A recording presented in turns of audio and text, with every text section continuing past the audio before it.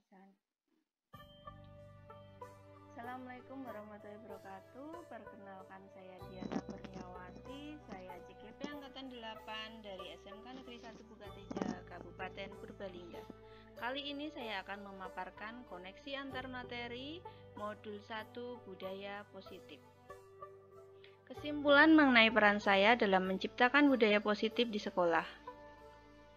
Guru yang baik harus memiliki kemampuan mewujudkan budaya positif di sekolah. Budaya positif dapat dijalankan dengan menerapkan konsep inti seperti disiplin positif, memahami perilaku manusia berkaitan dengan hukuman dan penghargaan, posisi kontrol guru, pembuatan keyakinan kelas atau sekolah, dan penerapan segitiga restitusi dalam menyelesaikan masalah.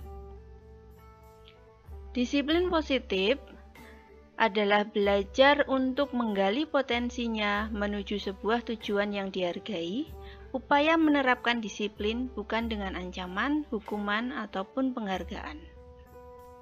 Peserta didik memiliki kesadaran tinggi dalam melakukan suatu budaya positif berdasarkan motivasi internal, bukan akibat paksaan, hukuman, ataupun pujian. Disiplin diri dapat mengontrol diri untuk melakukan segala tindakan. Perubahan paradigma teori kontrol atau teori pilihan, atau disebut juga ilusi kontrol. Ilusi bahwa guru mengontrol murid, ilusi bahwa kritik dapat membuat orang merasa bersalah dapat menguatkan karakter, ilusi bahwa semua penguatan positif efektif dan bermanfaat, ilusi bahwa orang dewasa memiliki hak untuk memaksa. Perubahan paradigma stimulus respon, teori kontrol atau teori pilihan. Menurut stimulus respon, kita mengubah orang agar berpandangan sama dengan kita. Sedangkan teori kontrol atau pilihan adalah kita berusaha memahami pandangan orang tentang dunia. Sedangkan menurut stimulus respon, berperilaku buruk dilihat sebagai suatu kesalahan. Kalau menurut teori kontrol, semua perilaku memiliki tujuan. Menurut stimulus respon, orang lain bisa mengontrol orang lain, tetapi menurut teori kontrol, Anda tidak bisa mengontrol orang lain. Menurut stimulus respon, saya bisa mengontrol orang lain, sedangkan menurut teori kontrol, kolaborasi dan konsensus menciptakan pilihan-pilihan baru. Menurut stimulus respon, pemaksaan ada pada saat bujukan gagal. Model berpikirnya adalah menang dan kalah. Sedangkan menurut teori kontrol atau pilihan, model berpikirnya adalah menang dan menang. Nilai kebajikan universal. Nilai kebajikan universal adalah sifat-sifat positif manusia yang merupakan tujuan mulia yang ingin dicapai setiap individu. Nilai-nilai tersebut bersifat universal dan lintas bahasa, suku bangsa, agama, maupun latar belakang dunia. Nilai-nilai kebajikan yang ingin dicapai setiap anak Indonesia yang kita kenal dengan profil pelajar Pancasila yaitu beriman, bertakwa kepada Tuhan yang Maha Esa, mandiri, bernalar kritis, berkebinekaan global, bergotong royong, dan kreatif. Teori motivasi perilaku manusia. 1. Untuk menghindari ketidaknyamanan atau hukuman. Kata yang bisa dilakukan adalah apa yang akan terjadi apabila saya tidak melakukannya. Kemudian yang kedua, untuk mendapatkan imbalan dari orang lain atau institusi. Mungkin ungkapan yang bisa dikeluarkan adalah apa yang akan saya dapatkan apabila saya melakukannya. Yang ketiga adalah untuk menghargai diri sendiri. Saya akan menjadi orang seperti apa bila saya melakukannya. Nah, yang pertama dan kedua ini mewujudkan motivasinya yang motivasi eksternal. Sedangkan yang ketiga ini bisa mewujudkan motivasi internal, sesuai dengan disiplin positif. Dihukum oleh penghargaan, bahwa penghargaan berlaku sama dengan hukuman. dalam arti meminta atau membujuk seseorang melakukan sesuatu untuk memenuhi tujuan tertentu dari orang yang meminta atau membujuk. Dorongannya eksternal, dan ada faktor ketergantungan. Beberapa dampak dari pemberian penghargaan. Ini menurut Alfie Kohn. Penghargaan ini pengaruhnya jangka pendek dan jangka panjang. Penghargaan ini menghukum, penghargaan mengurangi ketepatan, penghargaan tidak efektif, dan penghargaan merusak hubungan. Bentuk program kebajikan apresiasi. Harusnya yang kita lakukan adalah dalam memberikan apresiasi pengakuan perlu diingat beberapa hal. Antara lain, beri pengakuan secara khusus. Yang kedua, beri pengakuan secara pribadi. Yang ketiga, beri pengakuan kepada semua murid atau bergantian. Dan juga beri pengakuan secara konsisten. Yang terakhir adalah fokus pada proses, bukan pengakuannya. Restitusi. Restitusi adalah proses menciptakan kondisi bagi murid untuk memperbaiki kesalahan mereka, sehingga mereka bisa kembali pada kelompok mereka dengan karakter yang lebih kuat. Restitusi merupakan proses yang mengajarkan murid untuk mencari solusi untuk masalah mereka dan membantu murid berpikir tentang seperti apa yang mereka inginkan dan bagaimana mereka harus memperlakukan orang lain, menurut Diana Kosen tahun 2004. Segitiga restitusi yaitu menanyakan keyakinan, menstabilkan identitas, dan validasi tindakan yang salah. Menanyakan keyakinan ini menanyakan kata-kata yang bisa digunakan adalah keyakinan kelas apa yang telah kita sepakati, atau kamu ingin menjadi orang yang seperti apa. Menstabilkan identitas, kata-kata yang kita butuhkan mungkin kamu bukan satu-satunya yang pernah melakukan ini, atau setiap orang pasti pernah melakukan kesalahan. Sedangkan validasi tindakan yang salah, kata-kata yang bisa digunakan adalah kamu tentu punya alasan mengapa melakukan itu, atau adakah cara yang lebih efektif untuk mendapatkan apa yang kamu butuhkan. Keyakinan kelas. Mengapa tidak peraturan kelas saja? Mengapa harus keyakinan kelas? Karena keyakinan kelas ini untuk mendukung motivasi intrinsik, kembali ke nilai-nilai atau keyakinan-keyakinan lebih menggerakkan seseorang dibandingkan mengikuti serangkaian peraturan. Mengapa kita memiliki peraturan yang harus menggunakan helm bila mengendarai kendaraan roda 2? Atau mengapa kita memiliki peraturan 3M, menggunakan masker, mencuci tangan, dan menjaga jarak 1,5 meter? Mengapa kita memiliki peraturan harus datang tepat waktu pada saat mengikuti pelatihan? Nah, keyakinan kelas ini, keyakinan yang mereka yakini kebenarannya, tentu saja akan menimbulkan motivasi intrinsik sehingga mereka bisa memperlakukannya dengan kesadaran dari dalam diri. Kebutuhan dasar manusia.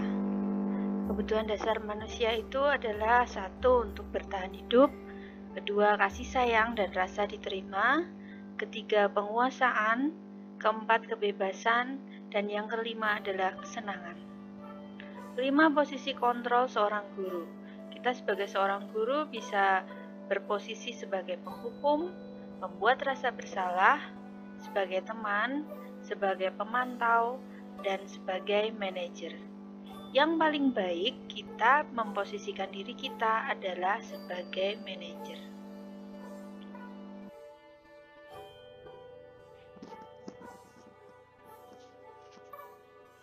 Koneksi antara disiplin positif dengan teori kontrol atau teori pilihan menurut William Glasser. Anda tidak bisa mengontrol orang lain, hanya Anda yang bisa mengontrol diri Anda. Makna disiplin, belajar kontrol diri dengan menggali potensi kita agar tercapai tujuan mulia, yaitu sesuatu yang kita inginkan berdasarkan nilai-nilai yang kita hargai. Perilaku semuanya memiliki tujuan. Oleh karena itu, terbentuklah teori motivasi sesuai dengan Diana Kosen, yaitu yang pertama, untuk menghindari hukuman, yang kedua, untuk mendapatkan imbalan, yang ketiga, untuk menghargai diri sendiri. Dari teori motivasi ini dimunculkan dengan nilai-nilai kebajikan universal. Nilai-nilai kebajikan universal ini nanti yang kita tuangkan menurut keyakinan kelas atau sekolah yang diterapkan bersama. Untuk menghindari hukuman dan mendapatkan imbalan, ini akan menumbuhkan motivasi ekstrinsik dari siswa. Sedangkan untuk menghargai diri sendiri dan sesuai dengan nilai-nilai kebajikan, itu mewujudkan motivasi intrinsik dari siswa. Model berpikir kolaborasi dan konsensus menciptakan pilihan-pilihan baru. Nah, ini sesuai dengan 5 posisi kontrol seorang guru, yaitu yang pertama sebagai penghukum, yang kedua pembuat rasa bersalah, yang ketiga sebagai teman, yang keempat sebagai pemantau, yang kelima sebagai manajer. Posisi kontrol yang pertama dan kedua, penghukum dan pembuat rasa bersalah, itu bisa mewujudkan siswa untuk menghindari hukuman. Sedangkan posisi sebagai teman dan pemantau itu bisa menimbulkan siswa untuk mendapatkan imbalan. Sedangkan sebagai manajer itu bisa menumbuhkan siswa untuk menghargai dirinya sendiri. Nah, agar kita memposisikan diri sebagai manajer, kita bisa menggunakan segitiga restitusi dengan menstabilkan identitas, validasi kebutuhan, dan menanyakan keyakinan. Realitas kebutuhan kita berbeda. Kita berusaha memahami pandangan orang lain tentang dunia. Setiap orang memiliki gambaran yang berbeda. Hal ini sesuai untuk memenuhi 5 kebutuhan dasar manusia, yaitu bertahan hidup, penguasaan, rasa kasih sayang dan diterima, kesenangan, dan kebebasan. Segitiga restitusi ini juga bisa memenuhi dari kelima dasar kebutuhan manusia. Keterkaitan modul 1.4 budaya positif dengan modul 1.1 filosofi Ki Hajar Dewantara adalah dengan menjalankan budaya positif di sekolah, maka akan mempermudah dalam tercapainya tujuan pendidikan nasional sesuai dengan filosofi Ki Hajar Dewantara, yaitu pendidikan yang berpihak pada murid dan bersifat menuntun tumbuh dan hidupnya sesuai kekuatan kodrat alam dan zamannya. Sedangkan keterkaitan menurut modul 1.2, peran dan nilai guru penggerak adalah budaya positif dapat terwujud jika seorang guru memiliki 5 nilai guru penggerak, yaitu berpihak pada murid, mandiri, reflektif, kolaboratif, dan inovatif. Budaya positif dapat terwujud dengan mendorong kolaborasi warga sekolah dengan adanya keyakinan sekolah yang harus disepakati bersama. Sedangkan keterkaitan dengan modul 1.3 visi guru penggerak, yaitu salah satu perubahan yang diinginkan sesuai dengan visi guru penggerak adalah terbentuknya budaya positif agar diperoleh sekolah yang nyaman, aman, dan berpihak pada murid. Untuk mewujudkan visi guru penggerak tersebut dengan pembuatan prakarsa perubahan sesuai filosofi Ki Hajar Dewantara dan profil pelajar Pancasila. Refleksi pernyataan pemahaman atas keseluruhan materi modul budaya positif. 1. Sejauh mana pemahaman Anda tentang konsep-konsep inti yang telah Anda pelajari di modul ini, yaitu disiplin positif, teori kontrol, teori motivasi, hukuman dan penghargaan, posisi kontrol guru, kebutuhan dasar manusia, keyakinan kelas, dan segitiga restitusi. Adakah hal-hal menarik dan untuk Anda dan di luar dugaan? Saya sudah memahami konsep-konsep inti dari modul 1.4 budaya positif berkaitan dengan disiplin positif, teori kontrol, teori motivasi, hukuman dan penghargaan, posisi kontrol guru, kebutuhan dasar manusia, keyakinan kelas, dan segitiga restitusi. Hal menarik untuk saya dan di luar dugaan adalah bahwa penghargaan itu ternyata menghukum siswa dan dapat mengurangi ketepatan dan merusak hubungan. Perubahan apa yang terjadi pada cara berpikir Anda dalam menciptakan budaya positif di kelas maupun di sekolah setelah mempelajari modul ini?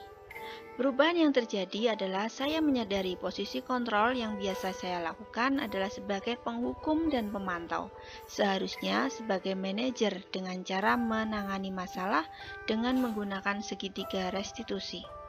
Yang ketiga, pengalaman seperti apakah yang pernah Anda alami terkait penerapan konsep-konsep inti dalam modul budaya positif, baik lingkungan kelas maupun sekolah?